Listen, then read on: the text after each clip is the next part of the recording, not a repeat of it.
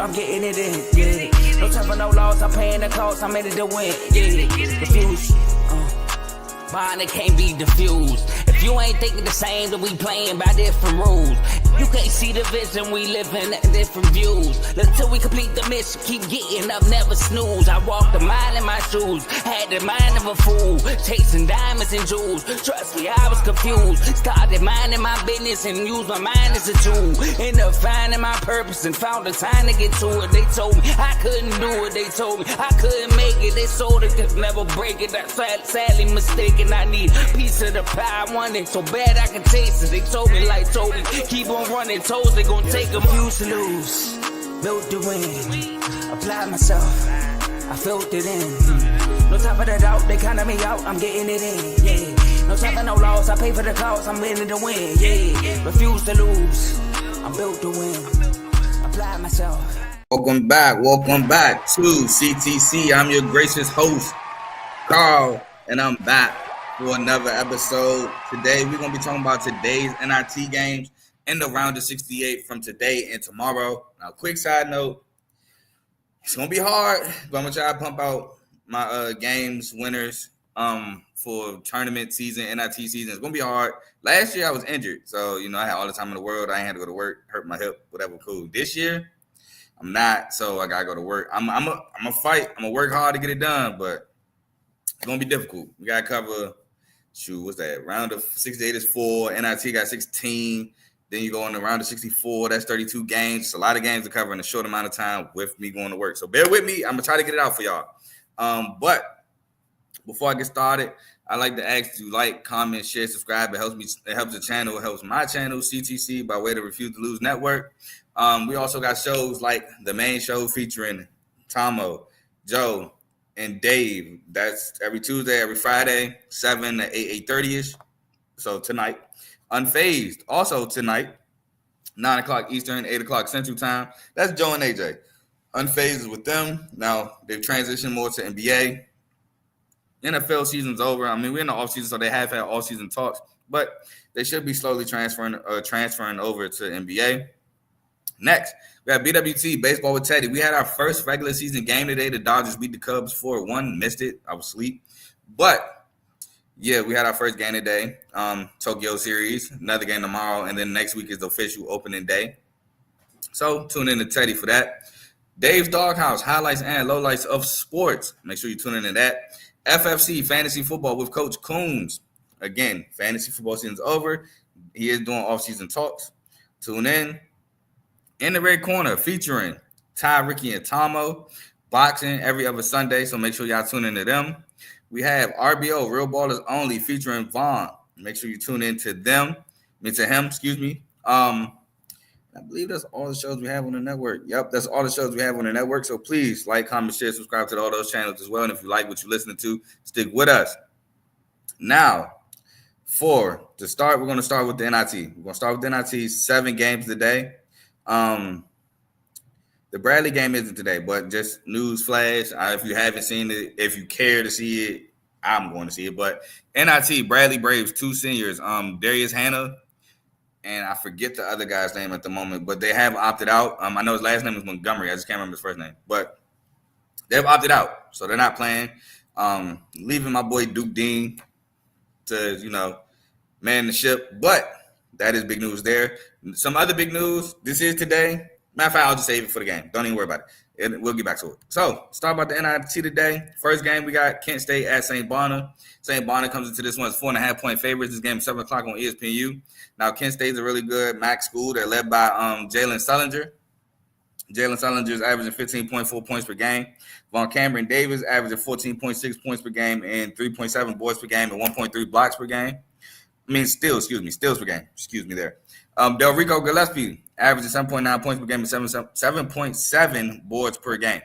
The X factor in this one, to me, is Sion Medley, averaging 7.4 points per game and 4.1 assists per game. And his facilitation is going to be key, especially against the St. Bonner defense, who is pretty solid. It's a pretty solid defense. Speaking of St. Bonner's, they're led by guard Melvin Council Jr., who's averaging 14.8 points per game, 5.5 boards per game and 4.1 assists per game, and 2.1 steals per game. So part of that perimeter defense that's very solid. Also, Chance Moore averaging 12.9 points per game, 6.5 boards per game, and 1.2 steals per game. And Noel Brown averaging 12.3 points per game and 5.4 boards per game. X factor in this one to me is LeJay Jones. His scoring ability, averaging 11.1 points per game, and his ability to shoot the three ball, shooting 40% from the 3-point line this season. So those are the key, that he's going to be a key guy in this one for the St. Bonner. But in my opinion, I know they're dogs, but when I seen this game come up, I instantly thought Kent State was going to win it. I'm going to lean Kent State. Now, reason behind that is because I know Kent State didn't have the better non-con record between the two, but Kent State played teams like Auburn and Alabama. They played some tough competition early on, and I think they're battle-tested. Not to say St. Bonner hasn't played any tough competition, even they did play Providence, but I think Kent State is more battle-tested, and I think Kent State can score against this solid St. Bonner's defense. Not saying St. Bonner can't score either, but I think that Kent State will pull off the upset in this one. Jalen Sullinger, a prolific scorer. So, yeah, I'm going to roll with Kent State in this one. Next, we have Jacksonville State. And you know me, when it came to college football, huge Jack State guy. Rich Rod is now gone, unfortunately, and Tyler Huff, but huge Jack State guy. They're taking on the Georgia Tech Yellow Jackets. Georgia Tech comes into this one 6.5-point favorites tonight, 7 o'clock on ESPN2. And if I get close to the time, I'm going to just knock out the Alabama State St. Francis game if I get close to 6:40. But hopefully I'm finishing up around there. But Jack State, they're led by Jaron Pierre Jr., averaging 21.5 points per game, 5.4 points per game, and 3.7 assists per game. Also, Jamar Franklin, averaging 10.4 points per game, and Mason Nicholson averaging 7.5 points per game, 7.5 boards per game, and 1.6 blocks per game. Their X factor in this one to me, Michael Hogue, scoring and rebounding off the bench, averaging 8.9 points per game and 7.4 boards per game. So he's going to be huge to keep to help them consistently board and get points. Now, for Georgia Tech, they're led by Lance Terry, averaging 14.5 points per game, 1.1 steals per game. Bay and Dogo, averaging 13.7 points per game, 9.1 boards per game, and 1 steal per game, and 1.1 blocks per game. And Nathan George, averaging 12.2 points per game, 4.3 boards per game, 6.5 assists, and 1 steal. Now, the X factor to me for Georgia Tech is the freshman, Jaden Mustafa. I like Jaden Mustafa. I think he can score pretty well. He's averaging 8.2 points per game. He can do it whether it's starting or coming off the bench. He has been like alternating of late. I think his last game he did start, but I think he's key. I think his ability to score the ball is going to be key against the Jacksonville State Gamecocks. And ultimately, I'm rolling with Georgia Tech and their ability to put the ball in the basket. They have been playing better of late. They are in a pretty weak, I would say, ACC. They were starting to play better. They were middle of the pack, but you can see the growth throughout the season. And I don't want to.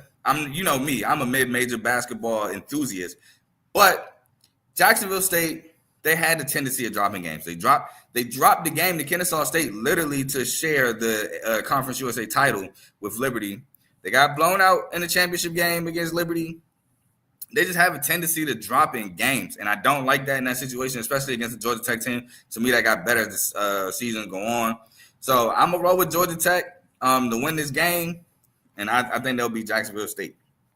Next, we have University of Tennessee Chattanooga versus Middle Tennessee State. If you know me, I really do like this Middle Tennessee State team this year, but I also did like this University of Tennessee Chattanooga team. So I thought this was a pretty good Tennessee battle for the NIT. This game is 8 o'clock on ESPN+. Middle Tennessee State comes into this one as 2.5-point favorites. Now for UT Chattanooga, they're led by Honor Uff, averaging 15.1 points per game, 1 steal per game. Bash Weiland, averaging 13.9 points per game, 4.2 boards per game. And Garrison Kiesler, averaging 6.5 points per game, 4.3 boards per game, and 2.9 assists per game. X factor for me is Frank Champion. He's shooting 46.2% from the three-point line. And he's averaging 11.4 points per game. And he's going to have to score against a Middle Tennessee State team that can score. They have guys that can score, namely led by Justin Porter, averaging 14.9 points per game. I'll always be wanting to say Jalen Counter for some reason leads them in scoring, but he doesn't. It is Justin Porter, 1.2 steals per game as well. Isam Mustafa averaging 14 points per game, 9 rebounds per game, and 1.2 steals per game. And Jalen Counter averaging 10.6 points per game, 4.1 rebounds per game, 3.5 assists, and 1 steal. Now, the X factor to me is Kamari Lands. I really like Kamari Lands. I think he's a capable defender on the perimeter, and I think that's what's going to be huge, and his ability to score the ball as well. I think he can score in multiple different ways, averaging 8.2 points per game. I think he'll be key in scoring against UT Chattanooga, but ultimately I picked UT Chattanooga. Now, here's my thought process here. First of all, I think UT Chattanooga, if the roles were reversed and UT Chattanooga was at home, I think UT Chattanooga would be the favorites in this one. When I first seen the matchup, I instantly thought UT Chattanooga. My opinion with Middle Tennessee State, really good team, but also can be really inconsistent. Meanwhile, UT Chattanooga, man, if it wasn't for a couple crazy shots by PJ Smith, they might be dancing right now. UT Chattanooga might be in the big dance. So Furman, they hit some tough shots, namely PJ Smith, and they got upset in their tournament. And it's really hard for a mid-major to get an at-large bid. If it wasn't for that game, I think UT Chattanooga would be a tournament team. So I think they might be one of the best teams in this NIT. So I'm going to roll with UT Chattanooga to beat Middle Tennessee State. Both really good teams. Cannot stress that enough. I just think Middle Tennessee can be inconsistent at times. They, too, also shown the ability to drop games. So I'm rolling with UT Chattanooga. Next, this one was a tough one for me to pick. I think this game can go either way, even though the spread is 5.5. St. Louis at Arkansas State. St. Louis, led by Isaiah Swope, Gibson Jimerson, and Robbie Avila. Gibson Jimerson, however, leads them in scoring, averages 18 points per game and 4.7 rebounds. Isaiah Swope averages 17.1 points per game and 4.3 assists per game, and 1.1 steals. And Robbie Avila averaging 17.1 points per game, 6.9 boards per game, 4 assists per game, and 1.2 steals per game. Their X factor, in my opinion, is Kobe Johnson, who's shooting 38% from three. I think he's going to be an X factor in this one, where I think points is going to be I want to say points at a premium, because one thing with Troy that they allowed them to beat Arkansas State in that finals game was being down 8. They found the ability to score and attack the paint. And if you can score in Arkansas State, that is huge. Now, for Arkansas State, they're led by Taryn Todd, averaging 14.6 points per game, 4.5 rebounds per game, and 1.2 steals per game. Joseph Pinion, the shooter, averaging 12.5 points per game, 4.1 boards per game, and 1.1 steals. And Kobe Jillian, averaging 11.8 points per game, 5.5 boards, and 1.4 steals per game. Now, their X factor to me is Terrence Ford and his ability to attack the paint and dish the ball. He's also a really good ball handler. So I think he's going to be the X factor in this one. And him and Isaiah Swoop should be a battle. That's going to be fun to watch, because both namely, Isaiah Swoop can score from anywhere on the court. He can get a shot off in almost any type of defense, and if he gets hot, he gets dangerous. Meanwhile, it's like, I wouldn't say they're the same player, because Terrence Ford is more so getting to the cup, driving, either finishing or kicking out. Isaiah Swope is score. He's a scorer mentality. He's going to score that ball. So they're not the same guy, but it's going to be fun to watch. I ultimately went Arkansas State. Why? Kind of the same reason why I picked against Middle Tennessee State and Jacksonville State. St. Louis, really good. They have really high highs, but they also have really low lows, and you don't know what you're going to get out of St. Louis. They can be very inconsistent at times. Arkansas State, they have really high highs, but they're pretty much even. Like I don't say that you get very low lows with Arkansas State. You kind of get what you get with Arkansas State. They can go really high, or they can just cruise. And so I'm going to roll with the more consistent team, and I rolled with Arkansas State in this matchup. I really like Taryn Todd. I really like Joseph Pinion. Like I said, the Isaiah Swope matchup is going to be fun to watch. It's going to be fun to see how they deal with Robbie Avila, Isaiah Nelson, and the boys. It's going to be fun to see what they do down low against him. But ultimately, I'm rolling with Arkansas State. Next, we have Wichita State at Oklahoma State. Oklahoma State comes into this one at 6.5-point favorites, 9 o'clock on ESPN2. Now, watched a ton of Wichita State, man. I really like this Wichita State team. Gave Memphis a battle in the American Athletic Conference Championship semis. Really good team. They got fire late. They actually beat Memphis earlier in the regular season. And by earlier, I mean probably not even a month ago. But they're a really good team. Oklahoma State, they're led by Bryce Thompson. Bryce Thompson has been there for a long time. He's been I don't want to say a lifer, because it just sounds wrong. Like I don't mean it in a bad way, but when I say it, it sounds like I mean it in a bad way. But he's just been there his whole journey. So that's what I mean by that. He's just been at Oklahoma State. Shout out to him for that, because you rarely see it. But Wichita State is led by Xavier Bell, averaging 14.9 points per game. Corey Washington, averaging 13.5 points per game, 7.4 boards per game, and 1 steal. And Bijan Cortez, averaging 6.2 points per game and 3.1 assists per game. And their X factor, in my opinion, is the guy who's been stepping up is Harlan Beverly. And his ability to score, he's actually, to me, he's like the hustle guy of the team from what I see. So he is key to me. Oklahoma State is led by Bryce Thompson, averaging 12.2 points per game. Adu Osman, averaging 12.2 points per game and 5.3 rebounds per game, 1.1 steals. Marcellus Avery, averaging 11.4 points per game and 4.3 boards per game. Their X factor to me is Arturo Dean and his ability to pass the ball, averaging 3.4 assists, leading them in assists per game. Got to share the ball against his Wichita State team. But ultimately, I went with the upset. I went with Wichita State. Like I said, they've been playing better ball of late. They took Memphis to the wire, actually beat Memphis, a really good team. And Oklahoma State, man, they just been, to me, a consistently bad team this year. And you can say, well, they're in the Big 12. They're in a really good conference. And they got some good wins. But I think Wichita State is just a flat-out better team. I really do. I was confused with the line here. I thought Wichita State would come out, be the favorite. And so I'm rolling with Wichita State to win this game. Next, we got CSU Northridge versus Stanford, right? Yep, versus Stanford. Really good matchup, in my opinion. CSU Northridge, a really good WAC team. No, Big West team, excuse me. They're a really good Big West team. Stanford, they're another middle-of-the-pack ACT team. As I got breaking news, Indiana's new head coach is now Darian DeVries. After 1 year at West Virginia, he has now accepted the Indiana's job. So in 2 years, he goes from Indiana State to Indiana. So shout out to him. No, not Indiana State. Excuse me. No. Excuse me. Backtrack. He went from Drake to Indiana. Excuse me. Drake to West Virginia, from West Virginia to Indiana. So shout out to him. Big moves by Darian DeVries. And he's bringing his son, Tucker DeVries, who got hurt. They're applying for the medical red shirt, which I was told is not called a medical red shirt, but for the general population, it's called his medical red shirt. So I'm going to say it. They're applying for that. So shout out to him. Great move by him. A lot of people say Indiana got robbed of being in the big dance. I've seen it kind of coming when they instantly lost to Oregon, their first game in the Big Ten championship. They lost. Kind of seen it coming.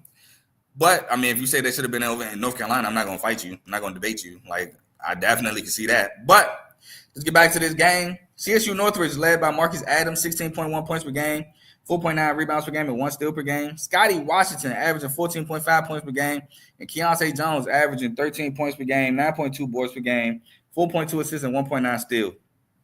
Now, their X factor to me is Tyler Beard, and his three-point shooting 38% from three.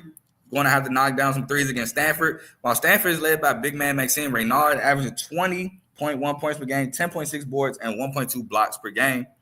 Osea Sellers, 13.6 points per game, and Jalen Blake's averaging 12.9 points per game, 4.7 assists per game, and 1.8 steals per game. X factor, Benny Gaylor. Benny Gaylor and is scoring off the bench, scoring 6 points per game off the bench.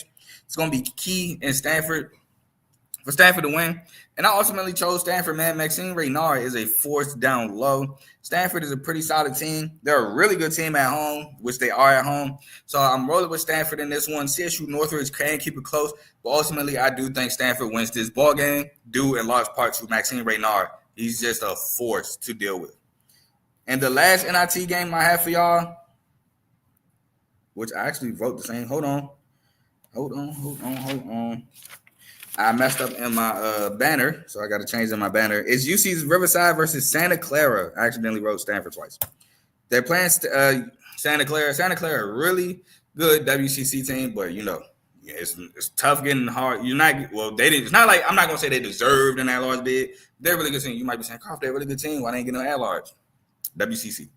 UC Riverside versus a good WCC team and Santa Clara. UC Riverside led by Barrington Hargreaves, averaging 20.6 points per game, 4 assists per game, and 1.1 steals. Isaiah Moses averaging 12.2 points per game, and Caleb Smith averaging 11.1 points per game, 4.5 rebounds per game. Now, their X factor to me is Joel Armatrading, averaging 6.6 rebounds per game. He's going to be key in helping get clean the glass for UC Riverside. As Santa Clara is led by Adama Ball. Earlier in the year, he was getting talks about maybe being an NBA prospect. I don't know how those talks have been going lately, to be honest. But he's a really good player. He's a really good player, averaging 12.9 points per game and 3 assists per game. Christoph Tilly, the big man, averaging 12.2 points per game, 4.8 rebounds per game. And Carlos Stewart Jr. averaging 12.2 points per game and 1.2 steals per game. Their X factor to me is Johnny O'Neal, the same thing, rebounding. He's averaging 5.6 boards per game. He's leading the team in rebounding, and he's going to be huge as well as Christoph Tilly and grabbing rebounds. But I ultimately went with Santa Clara. Santa Clara probably got the best player in this game is Adama Ball. You might be saying, well, he don't average most amount of points. How is he? Adama Ball can do it all on the floor. He can shoot, pass, dribble, get to the cup, board. He does it all. So he's a really good player. And I think Adama Ball, his ability to do everything is going to definitely affect the game. Christoph Tilly as well. He's a big that can score, put on the ground and score. So I think Santa Clara is going to win this game against UC Riverside. And we're going to move on to the first round of 68. Starting with today's game, St. Francis, PA, winners of the NIT versus Alabama State, winners of the SWAC. Alabama State is 3.5-point favorites today at 6:40 on True TV, so in about 20 minutes. St. Francis, well, let me start off by saying this. Both of these teams are guard-led teams. Alabama State is a really small team. I think the tallest person on their team is, 6'8", and that's like legitimately the tallest person. St. Francis, they're a guard team too. I think their tallest player is 6'9", but he doesn't really play. I don't think he plays at all, actually. The tallest player that plays, I think, is also 6'8". And I could be exaggerating with Alabama State. He could be like 6'6". But with St. Francis, PA, I think their tallest player is 6'8". So these are two guard-driven teams to the point where Alabama State's leading rebounder, and I think he leads with like 7 boards a game, is a 6'2" guard, but or 6'3" guard. But we're going to start with St. Francis, PA, led by Riley Parker, averaging 13.4 points per game, shooting 40% from 3. Valentino Pinedo, averaging 10 points per game, 6.5 boards per game, and Warren Crawford Jr., averaging 10 points per game, 4.1 boards per game, and 1 steal per game. Their X factor to me is Jeremy Clayville, with his scoring off the bench, scoring 7.7 points per game. Now, for Alabama State, they are led by C.J. Hines, averaging 14.4 points per game, 1.1 steals per game. Amari Knox, averaging 14.3 points per game and 1.7 steals per game. T.J. Madlock, the guy that I was talking about, averaging 12.6 points per game, 7.2 boards per game, and 1.1 steals. Now, their X factor to me is just Stephen Walker to help rebound and averaging 3.5 boards per game. That is the guy I was talking about who's like 6'6" to 6'8". He's only averaging 3.5 boards. He's going to have to board more today against St. Francis of PA. But I'm rolling with Alabama State. I think I like these Alabama State guards more than I like these St. Francis of Pennsylvania guards. And these Alabama State guards can go. They can score. They can put the ball in the basket. And when you have a guard averaging 7.2 rebounds, that man is definitely Jason Kidd-esque. That means he can really board. He boxes out, has a good sense for the ball, and he's just a really good rebounder. So I love to see that in a guard-leg team. When you're averaging 7.2 rebounds, that is a pretty good amount of rebounds. And I'm pretty sure he's not facing 6'4", 6'5" dudes every night. Pretty sure he's gone against some bigger guys, and he's still getting rebounds. So I like Alabama State. I'm going to roll with Alabama State in this one. Next, to the news I was talking about. UNC is favored by 4.5 points in a matchup tonight against San Diego State. This game is roughly around 9:10. It might not be exactly at 9:10. You know, games go over schedule all the time. Tuesday, which is today, on True TV. Now, the news I was talking about. Magoon Guaf is available for San Diego State. He's been a huge part of the San Diego State team that has been missing since the game against Utah State, where he got hurt in like the first 4 minutes. Hasn't been back since. So this is huge news for Brian Dutcher and the Aztecs, especially going against this UNC team who, if you watch UNC all year, their weakness is big man.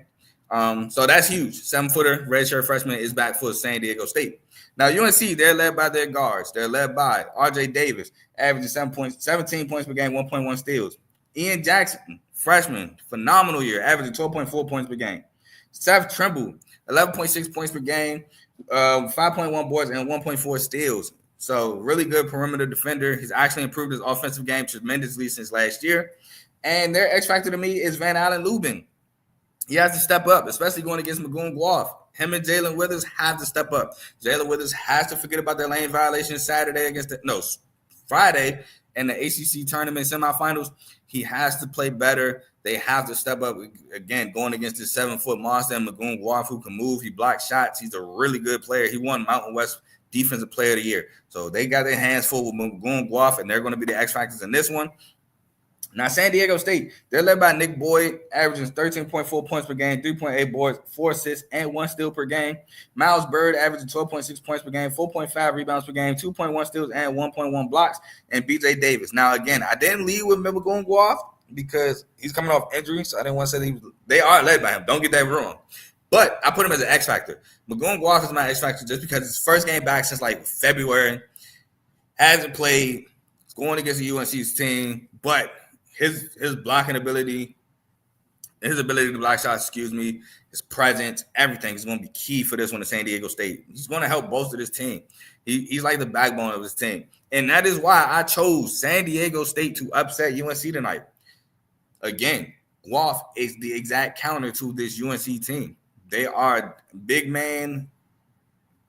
I don't want to say inefficient, but for lack of a better term, the big man is the weakness for UNC.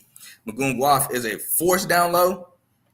And I like UNC guards, but UNC guards, Elliot Cadeau, RJ Davis, could sometimes put them in bad situations. RJ Davis has the ability to shoot you in games, take over games, win you games, but he also has the ability to shoot you out of them. And if he's not careful, he can shoot them out of the game. In this one, and Elliot Cadeau, I like Elliot Cadeau, but he hasn't been the Elliot Cadeau last year. Last year, his issue was not being able to shoot a 3-ball. People was playing off him. This year, however, I think his decision-making needs to be better. That was his issue this year. Decision-making is not as good as it was last year, so that ultimately kind of hurt UNC. So I'm rolling with San Diego State to upset UNC tonight. Next, we have tomorrow's round of 68. We have Mount St. Mary's versus American University. American comes into this one as 2.5-point favorites. Tomorrow at 6:40 on True TV. Now, Mount St. Mary's, after, to me, a surprise win in their tournament. I can't remember. Who'd they be? I can't remember. I can't remember right now. I'm mad I can't remember. Mary Mac. No, they beat Mary Mac they beat Mary Mac in the finals in the MAAC, the Metro Atlantic Conference. But that was a surprise to me, them beating Mary Mac. And then American, that wasn't a surprise to me. They were one of my teams that could win the Patriot League. I thought Bucknell would win it. If not Bucknell, maybe Colgate, because Colgate's been running it. But American, they beat Navy in the Patriot League.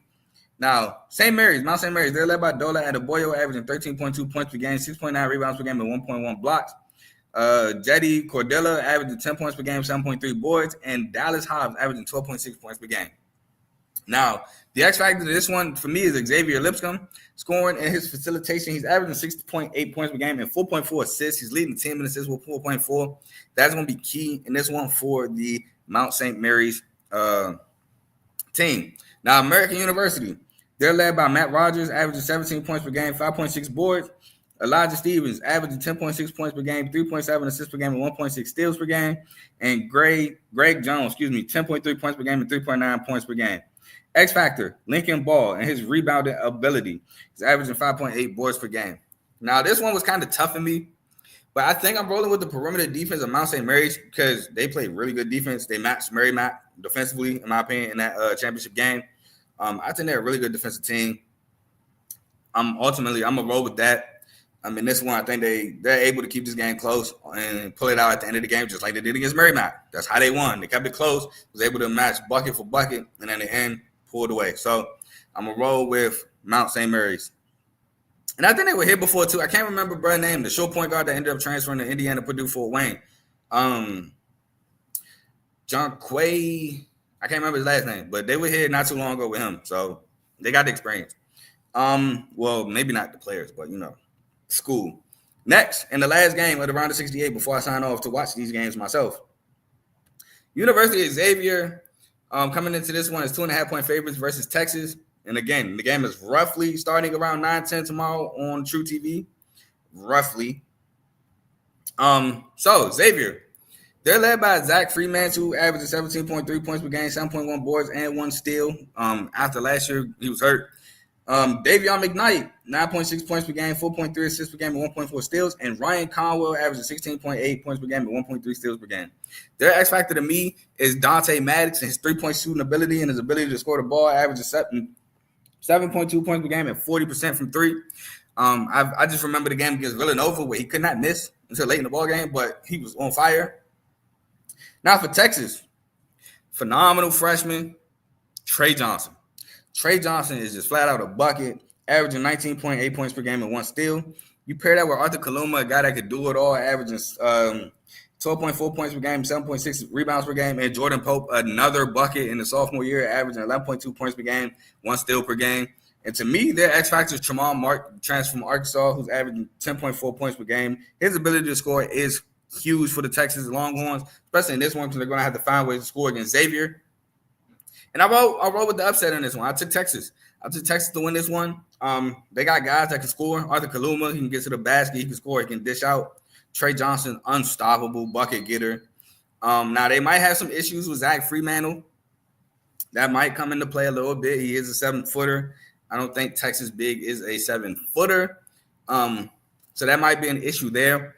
But Texas also been playing better basketball of late. So that's good as well. They beat Texas A&M in the SEC tournament. They play in the SEC, so they're battle-tested, a really great conference. And ultimately, Jordan Pope, man, if Jordan Pope can score like he was at Oregon State, you mix that with Trey Johnson, who gets any type of bucket he wants, that's just tough to stop. It is tough to stop.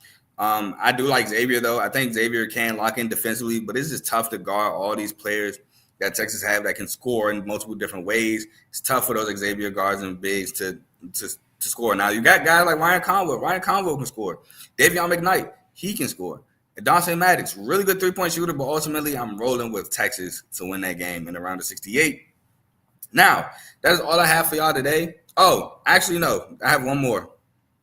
I forgot on my Selection Sunday show, I gave y'all my Final Four, but I did not pick a national champion. So, I'm going to just, you know what? I'm not even going to make a banner for this. I'm going to just tell you who I think I got winning the national champion. And if you don't remember, my Final Four was Auburn, Florida, Bama, if Grant Nelson is healthy. If Grant Nelson is not healthy, I'm going with Duke. It was Auburn, Bama, Florida, Houston. Again, Bama is contingent upon Grant Nelson. Ultimately, out of those four, I think it is Kelvin Sampson's year. This is also if Juwan Francis is healthy. If Houston is healthy throughout, they have the ability to defend at a high level, score at a high level. LJ Cryer can score at a high level. Emmanuel Sharp has been battling the foot injury all year. Shooter. He can also get to the cup because he's such a good shooter. You have to play up. He can get blow by you. Malik Wilson logged a lot of really good minutes. He's a mid-range guy. Milos Uzan, honestly, to me, as a forgotten scorer of this team, he can score. If his number is called, he can score. And Juwan Francis, he's so tough to stop. He's just a junkyard dog. Him and Juwan Roberts. Juwan Roberts is the one that's tough to stop. Juwan Francis is a junkyard dog. He gets a lot done. But Juwan Francis, he's tough to stop. He's tough to stop in that low block. He can score. He can facilitate, as evidence of last year when they tried to run the offense through him. He's just do it all for Houston. And Houston's a really, really good defensive team. I like Houston to win it all this year if Juwan Roberts is healthy. Florida, it's tough. I wanted to pick Florida because Florida's so well-rounded too. And Florida, shout out Walter Clayton Jr. He just got named first-team All-American. I'm happy for him. I didn't think it was happening. So shout out to him because he deserves it. He's a really, really good player. Florida is a really, really good team, both on the offensive end and the defensive end. Florida might be the better offensive team, in my opinion, than Houston. I think Houston might be the better defensive team, but Florida can guard. Elijah Martin, Will Richard, they can guard. So I wanted to pick Florida too, but ultimately I think it's Kelvin Sampson's year. I think he finally gets it done. Could have got it done last year, but Jamal Shead got hurt against Duke. If everything bodes well, I think they can win 6 straight to win the national championship. And that's what I'm rolling with. My national champ will be Houston. So as much I wanted to pick MSU. Wait, hold on. Did I mess up my Final Four? Auburn, Florida, Houston, and Bama. Because I have Auburn beating MSU in the Elite Eight. I hope I'm wrong there. I'm not going to lie. I really do hope I'm wrong. But Auburn's just so scary offensively. They really are. If they can get going, they're tough to stop. And I think Auburn's tough. But I just want to make sure I got my Final Four right. That doesn't change my national champion. My national champion is Houston. Where is my dang bracket? Here we go. My bracket, my Final Four is Auburn, Florida, Bama, Houston. I have Florida beating Auburn, Houston beating Bama, and then Houston beating Florida in my national championship. So that's what I got. And that's all I got for y'all today. 3 minutes till tip off. Y'all enjoy these games. I'm going to be back tomorrow morning to talk about NIT games tomorrow. And then I still got to write up Thursday game, Friday games. I got a lot of work to do, but don't count me out.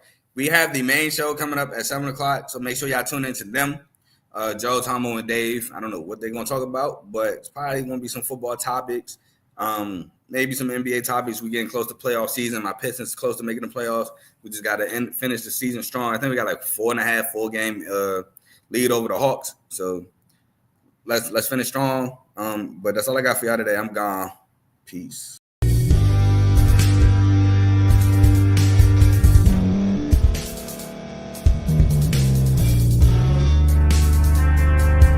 Thank you for staying to the end. If you're watching this on YouTube, please like this video, subscribe, and also hit that notification button so you can be notified next time we put out a video. If you're listening on any podcast platform, subscribe and hit that notification button, y'all, so you can be notified we put out another podcast audio. And last but not least, hit that share button. No matter what you're listening to or watching it, hit that share button and send it to somebody that you know that would love to watch this episode you just listened to. So once again, thank you for staying to the end, and we'll see y'all in the next episode.